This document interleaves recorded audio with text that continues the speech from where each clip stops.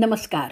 आपण ऐकतोय डॉक्टर सौ अनुराधा सुधीर कुलकर्णी लिखित अमृतमय ज्ञानेश्वरी, श्री ज्ञानेश्वरीचा रसास्वाद.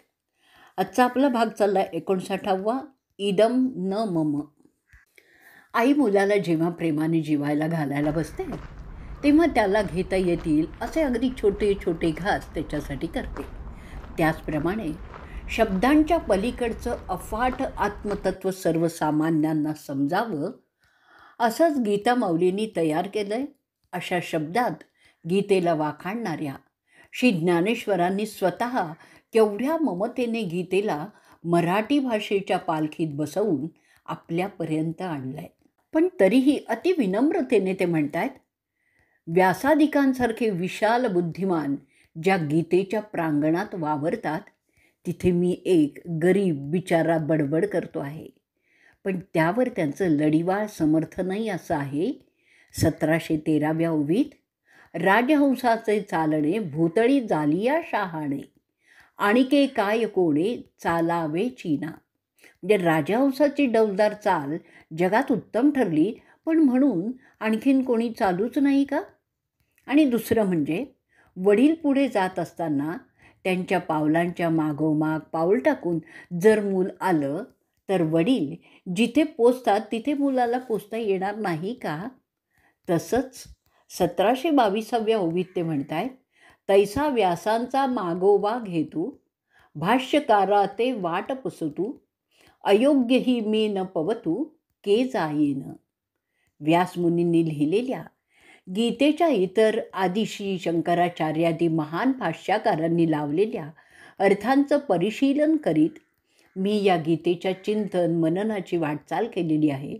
तेव्हा जरी मी योग्य नसलो तरी मला गीतार्थाची प्राप्ती होणार नाही का? असं विनयाने सांगणाऱ्या श्री ज्ञानेश्वरांच्या ज्ञानतपस्येचंही त्याच्यात दर्शन घडतं. शिवाय त्यांच्या अनन्य गुरुभक्तीमुळे गुरुकृपेचं समर्थ वरदान त्यांच्या पाठी होतं. तो उल्लेखही श्री ज्ञानेश्वर आवर्जून करतात. ज्याच्या योगाने विश्वरूपाला आलं ते माझे सर्वोपकारी श्री गुरु निवृत्तीनाथ माझ्यामध्येही प्रवेश करून वागतायत. त्याचमुळे गीतेचं ज्ञान मला त्यांच्याकडून ऐकतच मिळालेलं आहे.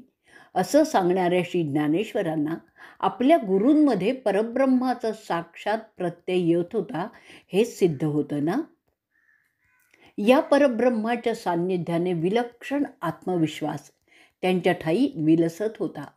1734व्या ओवीत ते म्हणतात, म्हणोनी माझे नित्य नवे श्वासोच्छ्वासही प्रबंध होवावे श्री गुरुकृपा काय नोहे ज्ञानदेवो म्हणे. माझ्यावरल्या अपार गुरुकृपेने माझ्या प्रत्येक श्वासात काव्यग्रंथ निर्मिण्याची शक्ती येते आहे. श्री गुरूंची कृपा काय करू शकणार नाही हो, असं श्री ज्ञानेश्वर म्हणतात. कारण गुरुज्ञान दीक्षेने त्यांना प्रत्येक श्वासात सोहमचा बोध होत होता. अनंतसह म्हणजेच परमात्मा आत्मसात झाल्यावर काय मिळणार नाही? मोगऱ्याची फुलं गुंफलेली असू देत किंवा मोकळी असू देत, त्याच्या सुगंधात कमी जास्तपणा नसतो. तद्वतच संस्कृत गीतेसह ज्ञानेश्वरी ऐकली किंवा गीता नसताना ज्ञानेश्वरी ऐकली तर गीतार्थाचा लाभ एकसारखाच मिळेल, असा श्री ज्ञानेश्वरांचा सार्थ अभिमान आहे. हा ग्रंथ निवृत्तीनाथांच्याच कृपेचं वैभव आहे असं सांगून श्री ज्ञानेश्वर आपली गुरु परंपरा प्रकट करतात. क्षीरसमुद्राकाठी शंकरांनी पार्वती मातेच्या कानी जे सांगितलं ते क्षीरसमुद्रात माशाच्या रूपात असणाऱ्या श्री विष्णूंनी ऐकलं आणि श्री मच्छिंद्रनाथांच्या रूपात ते समाधीवर्म त्यांनी श्री गोरक्षनाथांच्या हाती सोपवलं. हे आदिनाथांपासून मिळालेलं अद्वयानंद वैभव श्री गोरक्षनाथांनी श्री गहनीनाथांना अनुभवण्यास दिलं. त्यांच्याकडून श्री निवृत्तीनाथांना हे ज्ञान प्राप्त झालं.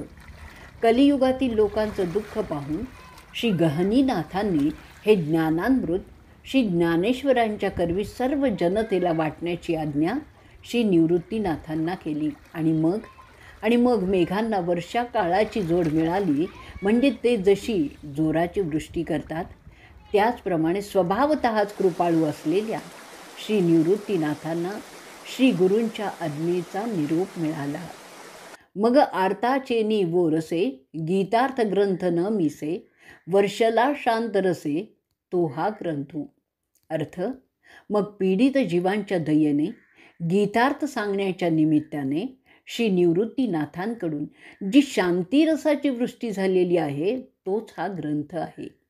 हा ग्रंथ आपला नसून श्री निवृत्तीनाथांचाच आहे असं सांगणाऱ्या श्री ज्ञानेश्वरांच्या अपार गुरुश्रद्धेसमोर आपण नतमस्तकच होतो.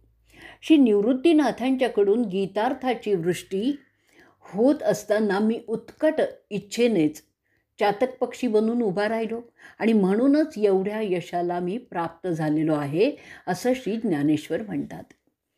1763व्या ओवीत ते म्हणतात, एवं गुरुक्रमे लाधले, समाधी धने जे आपुले, ते ग्रंथे बांधोनी दिधले, गोसावी मज. अखंड समाधीमध्ये प्राप्त होणारा गुरु परंपरेने लाभलेला आत्मबोध माझ्या स्वामींनी ग्रंथरूपाने मला दिला आहे असं परमश्रद्धेने श्री ज्ञानेश्वर नमूद करतायत. आता श्रोत्यांनी ज्या प्रेमाने आपलं म्हणणं ऐकलेलं आहे त्यामुळे आपला ग्रंथाचा हट्ट सुखाने सिद्धीस गेलेला आहे. असे श्रोते संत सज्जनांना धन्यवाद देताना हे जिव्हाळ्याचे श्रोते मिळवून देण्याचं श्रेयही श्री ज्ञानेश्वर आपल्या गुरुस्वामींनाच देतात. 1774व्या ओवीत ते म्हणतात, अहोजी माझेनी स्वामी, मज संत जोडूनी तुम्ही, दिधले ती तेणे सर्व कामी, परिपूर्ण झालो. अहो महाराज, माझ्या स्वामींनी मला तुम्हा संतांची प्राप्ती करून दिलेली आहे आणि त्या योगाने मी सर्व बाबतीत परिपूर्ण झालेलो आहे. अशा ज्ञानतृप्त अवस्थेत श्री ज्ञानेश्वर आपल्या अक्षर यज्ञाच्या पूर्णाहुतीकडे वळत आहेत. उद्या आपलं शेवटचं प्रकरण पसायदान हे आपण ऐकणार आहोत आणि आजचा भाग आपण इथे संपवणार आहोत. हरिओम तत्सत.